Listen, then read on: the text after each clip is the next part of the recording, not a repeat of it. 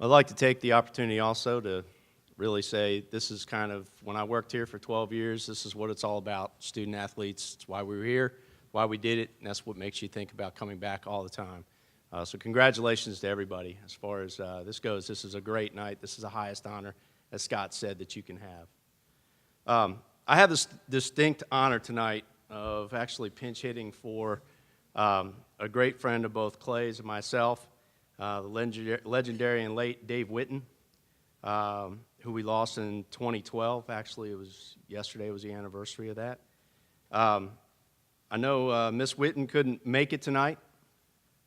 She's, as usual, training for the Senior Olympics or something like that. She's always got something. But I'm very glad to see both of his daughters, Mary Ruth and Molly, are here, and Mary Ruth's daughter, Haley, who's got a really cool tattoo of number 21, which is Dave Whitten's number, which is really cool. But we're very glad to have you all here tonight. Molly, I'm sorry that Todd couldn't make it tonight, but thank you all for being here tonight. It's really great to have the Whitten family represented. Belmont is a great baseball school. It's had success in both the NAIA as well as NCAA Division I. And Coach Whitten once said that he knew that many of the records and the stats that are compiled by his teams would probably fade with success, especially in the NCAA Division I era. That certainly is the case with the game of baseball. Stats come and go. I think he was okay with that, though, because of former players like Clay Sanders. Clay had a very close friendship with Coach Whitten, so close that Clay actually named his dog Delaney after a nickname Coach dubbed him.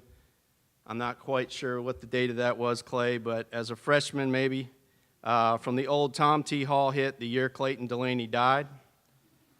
I don't know if you still have that dog or not, but you will always be known as that. I'm going to let him explain that in his speech if he wants to. I don't know if it's that interesting of a story or not, but I know that Clay can sing it for everybody, so we'll see if he can do that. In any regard, Coach called Clay Sanders the best all-around shortstop that he had coached at Belmont. The stats are hard to dispute. Clay finished his four-year career in 1997 with a .344 career batting average. That was 8th at the time. 199 career base hits, that is 3rd at the time. 101 career RBI, 10th at the time, and the top career mark with 45 doubles. All that in 164 games. And trust me on that, I scored every single one of them. Consider that also in the framework of what Coach Jarvis has been doing past, gosh, I guess it's been not just a few years, but quite a few years.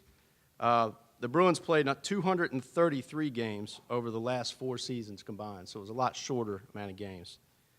The 1997 Belmont baseball team, many of those teammates are right over there at the table, came within 1 game of advancing to the NAIA College World Series with a 31-17 record. It was the first 30-plus win season in 21 years at Belmont and made for a tremendous final chapter to Belmont baseball in the NAIA era. That was it. Great teams have great leadership, and it started in the middle of the diamond with the shortstop for Belmont.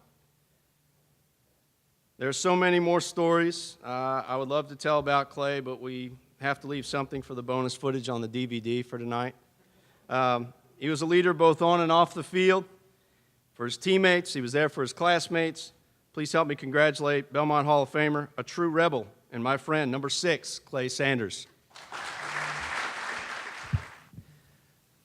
I am beyond honored and humbled to be here tonight. I want to thank the selection committee, Mike Strickland, thank you very much. Beyond words, honored and humbled. I'm truly grateful. I'm grateful to be able to share this night with my family, my wife, and our 3 children who are here tonight, and my mom and brother, and several friends and teammates. And it's a very special night. I want to congratulate my fellow inductees tonight for this great honor as well. Also, congratulations, I don't know if any of you saw the social media, congratulations on ushering Belmont into the color photo era. Evidently that didn't exist when I played. I am the reason that Dr. Fisher had to say he saw most of us play and not all. So I'm honored to be here. Eric, I want to thank you for being here tonight and for standing up here. And as he said, for stepping in. Eric he was more than a fan. He was an ally in the athletic department for the baseball team, for all of us. And at the time, he was at every game. He was keeping stats, like he said. He was passing good words about us and those kinds of things. And so we were very fortunate to have him on our side. This is, and my being here is more about the people in my life than it is me. I was fortunate enough to be able to be a student here because of some sacrifices that my mother and father made, and I'm grateful to them eternally for that, because my experience here at Belmont shaped my life beyond measure and continues to do so every day. I was able to graduate, and I'm an alumnus of Belmont because of Miss Betty Wiseman. I have said numerous times, had it not been for her, I'm not sure that I would be here. So my mother thanks you as well, Miss Wiseman.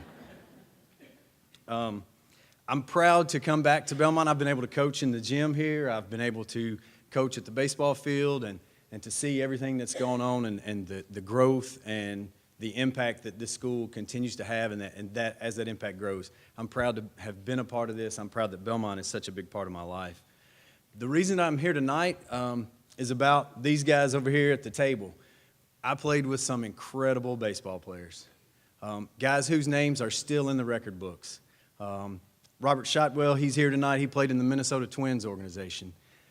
Tim Lewis, he's in the record book, strikeouts. Jeremy Towns is in the record books for wins still. Bradford Vieira there still holds a record for saves. Let's see, who am I leaving out here? John Hoskins, he was part of those teams. Mark Kolodziejski, those guys, the pitching that we had on those teams was incredible, and it still stands in the record books today. Jeff Lillard, he's got 2 spots for triples. The guys that I played with were incredible. I wouldn't be here tonight if it wasn't for them. I had an opportunity to have some success on the field because of those guys. There's no doubt about that. But the real reason I'm up here tonight is because of Coach Whitten. The impact that he had on me in my time here, the impact that he continues to have on me each day. I learned so much more than baseball in my time at Belmont. I learned how to properly blouse your pants when Coach took us up in the press box at Shelby Park in his full uniform. It's the first day of fall practice, and he's showing us how to get dressed from head to toe. We had no idea what was going on. We're 19 years old. He's standing there completely showing us how to get dressed from head to toe. I learned one of the most valuable lessons I've ever gotten as a coach from Coach Whitten. It was during a game in the fall, and I had kicked a couple of ground balls and made a couple of errors, and I just kept looking over my shoulder. I knew I was going to hear about it. I was going to get pulled off the field. Something was going to happen. He never said a word. We finally get out of the inning. I don't know, one of these guys pitched us out of it because I wasn't helping. So we finally get out of the inning. I go to the dugout, and I walk by Coach, and this is early in my career, and I'm just waiting on him, just hammer me. What are you thinking? What are you doing? He walks up, puts his arm around me, and he says, Clayton, nobody in the park knows that he messed up more than the guy that messed up. There's no need for me to yell at you and tell you that, so don't look in the dugout. Just go make the next play. I've tried to live that as a coach. I've tried to carry that on with the guys that I've been around and been fortunate to be a part of their careers. A lot of other things I learned from Coach Whitten. You can't beat a buffet. We go on road trips. He would love the spread here tonight because he told me, he said, Clayton, if you go to a buffet, they got something for everybody. We ate at the Casey Jones. We ate at the Old Country Buffet. Every single road trip. Something else Coach Whitten really enjoyed was it seemed like every road trip my mother had a birthday. One of those guys at that table would send over a cake. The staff would sing happy birthday. And Coach and would just laugh and laugh and laugh. They enjoy that. He would ask me, hey, do you think your mom's going to have a birthday on this next road trip? So I can't say enough what an honor it is to be here. I can't say enough how grateful I am to be able to share it with these fine folks here. I'm truly honored that Molly and Mary are here tonight. And I thank you very much, and I'm very proud to be a part of such a prestigious group, and I thank you for this honor.